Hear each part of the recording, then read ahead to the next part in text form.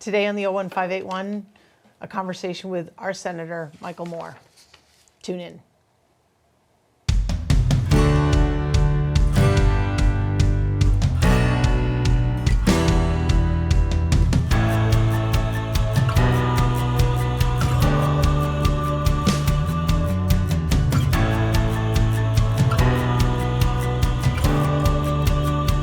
Hi, and welcome back to the 01581 Let's Talk. I'm joined today by a recurring guest, Senator Michael Moore. Great to see you. Great to see you. Thank you, as always, for taking time out of a very busy schedule. Oh, it's my pleasure. Thanks for doing this. Yeah. It's nice to be able to come out and see you and see everyone and go over what we've been up to. Yeah, well, it's great to see you here on camera, and also really appreciate always anytime you or your staff have a chance to be here in the community. So thank you for being an active part of that. Thank you. Do you have a good what's the holiday? The Juneteenth holiday? Juneteenth, yeah. So one of the things I learned I did not know is lowering of the flags. So that was something I learned. I didn't realize. So we have a beautiful flagpole in our yard. So it was out there in the morning. But nice. I was thinking about how, as a community, what we might do in future years. I mean, I feel like it's, for many, it's a celebration. But for many of us, I'll speak for myself, I think it's an opportunity to learn. And so, maybe there's kind of some educational opportunities around that, like what, really basic stuff.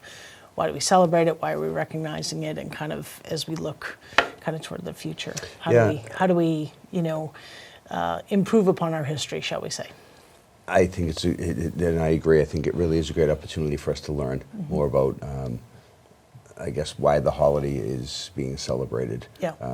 I went to an event at the Worcester Caribbean American Cultural Association last night, and just hearing some of the information they brought out that I never even realized. Yeah. But it is not, I think the good part is people were celebrating it. Yep. I think there were also some people that I don't even think they knew it was a holiday. Right. So, Well, I think it's something that will become more just part of what we as a country celebrate. Although I will say even the word celebrate feels... recognized. Yeah, right. I mean, because what we're celebrating is,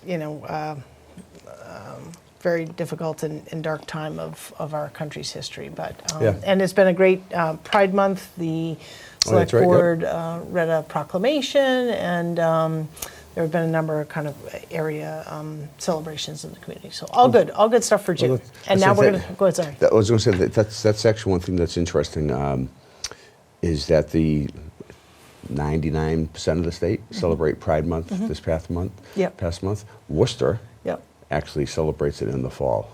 Really? Yeah. Oh, interesting. Yeah. So they have their parade and all the festivities. Well, there you go. Well, Yeah. I guess we can all be proud of something all year long, right? Why not, right? Everybody wants to be special. That's right, exactly. Well, speaking of something to be proud of and certainly important to talk about, you've been busy at the State House along with your colleagues working on the budget. So tell us where we're at. Well, so just to recap, the governor filed, I was going to say his budget, her budget, the beginning of March, which she was able to get an extra month. In terms of change of administration, they give the new administration an extra month to file the budget. The administration filed theirs in March. The House did theirs in April. Well, excuse me. April. Then the Senate did it in the end of May. And our budget now will go to a conference committee between the House budget and the Senate budget because there's going to be differences. And in theory, it's supposed to be done by the end of June. Right. I remember the last time we talked about this. It was this is a crunch time for that work. A lot of times we will go to what's called the 1/12 budget, which is just a 1 month budget. Yep. And they base it on just the level funding. Yep. So hopefully we'll have it done before the end of the month. Yeah. Compared to last year's, last year or previous years, I don't see any big issue that we've had. Usually every budget kind is hold it. Yeah, there's one issue or two issues that this is going to be the stumbling issue in the negotiations, but I just don't see that this year. So, so basically, what we did is we passed the Senate approved the $55.9 million budget. Yep. There were 478 amendments that were approved, adding another 82 million to the budget. Okay. Before we go over some of the amendments I filed, just to hit the town of Westboro. Yep. So in the for community support in what's called the UGGA, which is the unrestricted general government aid, Westboro received 1.39 million. For the Chapter 70, 6.59 billion. And let's see. Oh, excuse It was me. total funding, Yeah, right? sorry. Yeah, that's okay. Yeah. 6.59 billion. Quoted here. Yeah, Westboro's getting 6 billion. Our town manager was watching this and just fell off her chair. No, just kidding. As did our DP. Right. So 6.5 billion was the total Chapter 70 Yep. funding. So going back, so just to make sure I get this right, Yep. in the unrestricted general government aid, it was 1.27 billion was passed statewide. Yep. Westboro was getting 1.39 million. Right. Now Chapter 70, it's 6.59 billion across the state, 11.9 million for Westboro. Yep. For regional transit authorities, 194 million. 47.3 million for libraries, including 6.7 million for regional libraries, and then 25 million for the cultural councils. Yep. Now, it should be noted that this the 1.9 that includes MBTA funding also. Sure. It's a big number Yeah. for obvious reasons. But to your point on the regional transportation, that was an area of focus in this Senate budget, making sure that there were increases. I mean, you know, in your message as we were preparing, housing, education, transportation, Yep. climate, sort of renewables, and lots of areas of focus, but those were called out in particular. Yeah, and they were even called out further in the fair share. Yeah, let's talk about Okay. that for a minute. So the fair share amendment, it's as people otherwise known as the millionaire tax. Yep. 4% increase for anyone who's making over $1 million a year. Yep. Now there's been a lot of criticism on will the money be spent the way the And just be clear, an increase on income tax. yes Yeah. increase on income tax. So this is not a net positive to anyone, No. other than to the state. Right. Right. So the concern was would the money be spent in the areas that it was Sure. supposed to be based on Yep. the ballot initiative. Yep. Now, people have to remember the first time the ballot just prior to this going to the ballot, the Supreme Court ruled that it was unconstitutional because it said the state in the law or in the Constitution could not directly target the money for certain areas. Right. So this is why when they came back and they reapplied and then got the signatures for the Yeah. ballot initiative. So the funding for the millionaire tax is the 4% income tax, but it doesn't say in there targeted for education or transportation because the court said it couldn't. Right. But So as much as the kind of the people, I think, wanted to say, okay, if we're going to do this, right, let's ensure that it can be allocated in specific ways that we, as a voting body, right, feel that the money is Should be needed and prioritized. allocated. But the court said you can't do it. Right. Yep.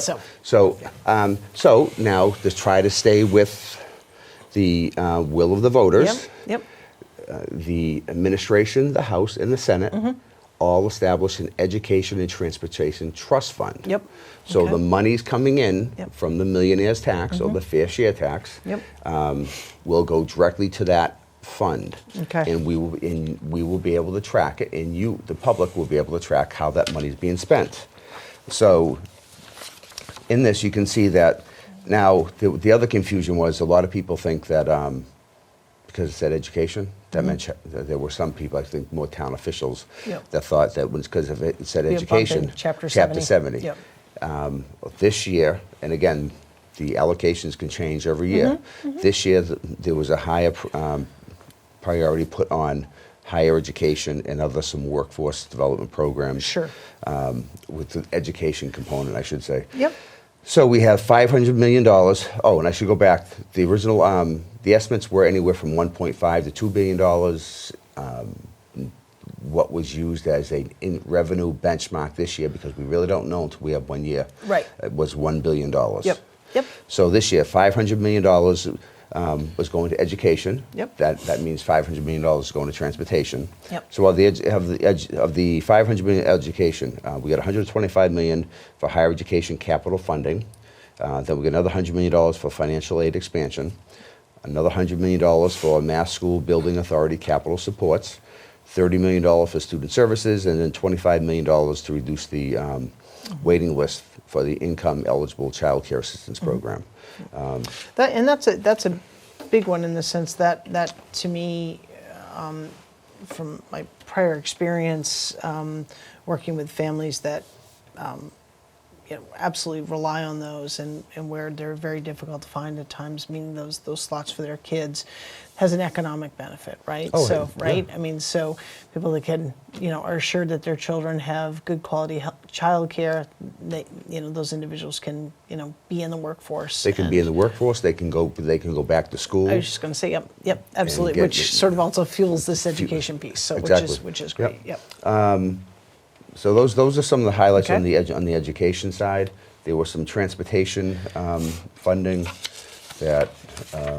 Yeah, it looks like you've got $190 million for MBTA, which again that number is a big one because it's the MBTA and we know the investments, and but $100 million for regional transit funding and grants. Well, that was really something that the Central Mass delegation, even I should say other legislators, they wanted to make sure there was some equitable distribution Sure, of that money. That sure. we all know the T needs money. It's old infrastructure. Right. Needs to be there needs to be investments made into Sure. it, but we have to look at every other part of the state has a regional transit authority. Right. We need to make sure it has the proper infrastructure too. Right, and I think as we've seen, post-pandemic, the shift from, some pushing out into, sort of east, west, and west, south, and north, away from the city. Not that the city still isn't a hub for economic growth and development, but as more people are working away from Boston, that last mile transportation that regional transit provides is essential, whether it's by, bus or rail or what have you. So those investments, I would just say for this area need to keep coming because they're really important. And we don't have enough infrastructure here as it is. Well, I was going to say that's really we've got. We're putting a lot of pressure on our regional transit authorities to provide more services. Yeah. But then at the same time, they're coming back with, we need more infrastructure. Sure. Then the infrastructure they need, we have to also tie into our climate change goals. Sure. Because now we have, the MBTA has a mandate for electric vehicles. Mm-hmm. The RTA needs to come up with a plan to get how they're going Sure. to infuse electric vehicles into their system. Sure.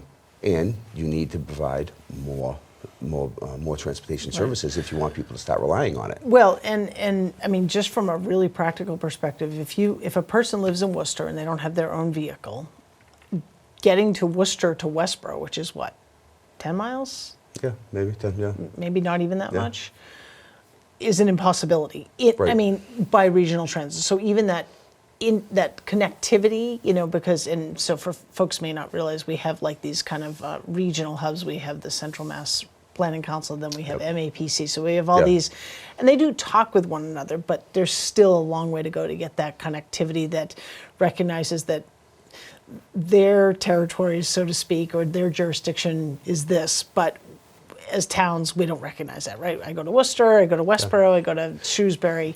That connectivity needs to be there. And the connectivity between those agencies and the RTAs, I don't necessarily think is always there because, look, they're looking at roadways, the infrastructure Right. and that, Right. which, yes, we need to invest in the roads, the infrastructure there, but if we're trying to go towards a more, Sure. a system that's more, has more incentives or flexibility for people with non-vehicles, Yep. then we need to make sure that the RTA system grows with that. And I think a lot of times we don't have the proper coordination between like the Central Mass Regional Planning Yep. Association and the local RTAs. The good news is, just for the public to understand, is I think, so I'm a member of the CMMPO, which is the planning arm of the CMRCP, which is the Okay. planning organization, I guess. And that conversation has really changed in the last year or so that I've been on good. that. So Okay. those conversations are before it wasn't mentioned. Now it's very much of a top line concern. So, Okay. as is some collaboration with, the other transit. Not transit groups, but like with MAPC, with their Right. sister organizations. So, Okay. then of course we have the Metro West 495 partnership here Right. that really covers a much broader area, north, south, east, west, and they are really trying to bring those conversations together and make sure that this area has a voice, which extends from Worcester, up 495 and down. So, Yeah. so it's good. I mean, Pete, the point is, I'm hopeful for people because the right folks are starting to talk about it and hear that it's a need and understand the benefit of making those investments. So, and it's one because everyone gets in their silos and then Yeah. they forget.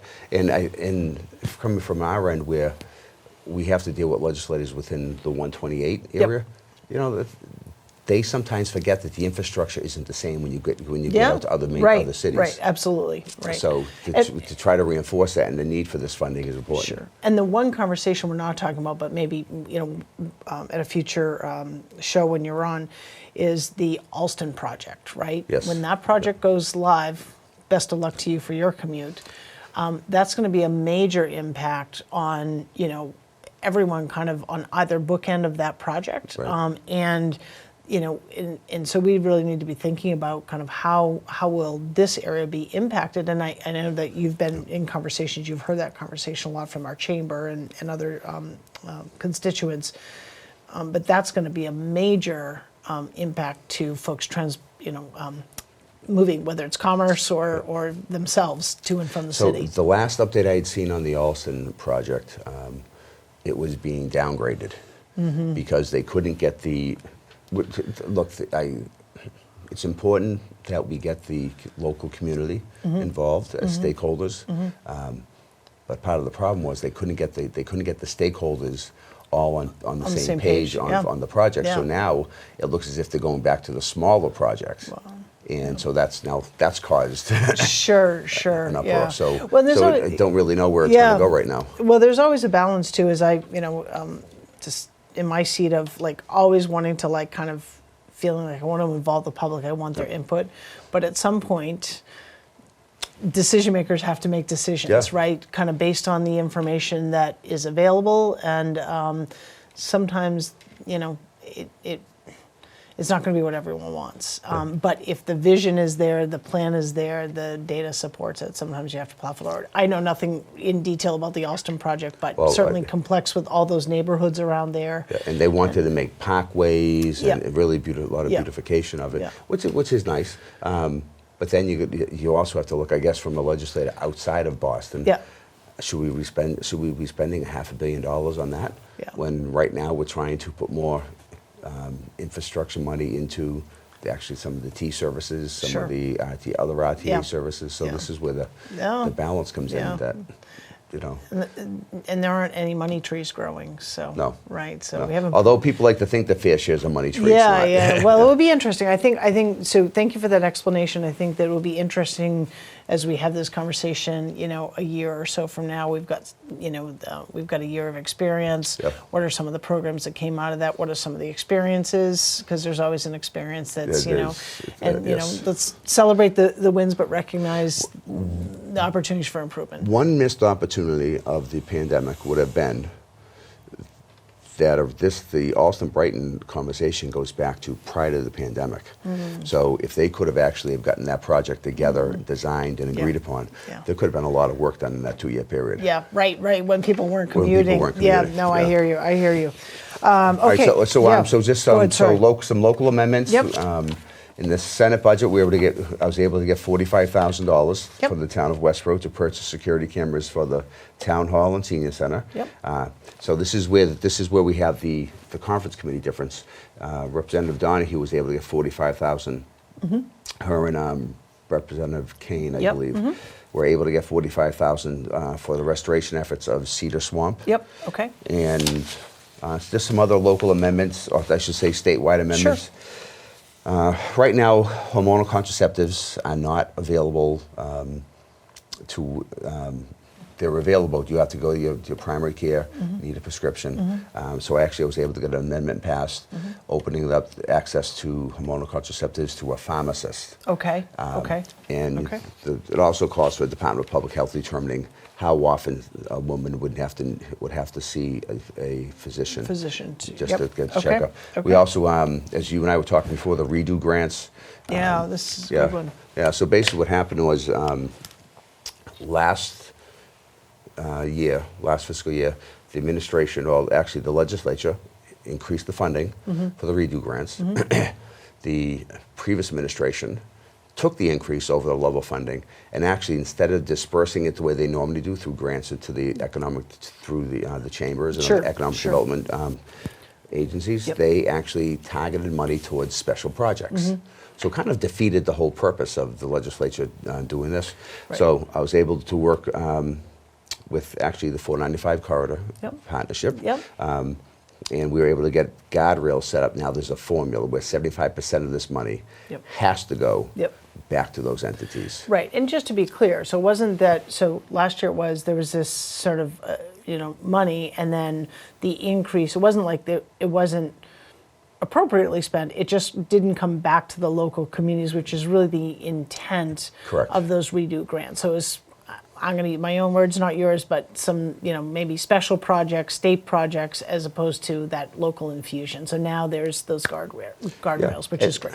And when the legislature passes certain things, we usually expect them to go to certain areas. Yep. And when they don't, this is how we correct those issues. Another thing which is big for the cities and towns, I was able to get an accelerated repair program spending cap exemption. Okay, So this is the accelerated program where if you need windows, you need heating, you Okay. need those types of things. Well, there's Yep. a cap on how much can be spent. Okay. And that Yes, cap there was is. reached. Yep. So I was able to get an amendment passed exempting that Okay. cap, waiving that cap for this year. okay, great. Another $1.5 million are going to the court-appointed special advocacy program called CASA.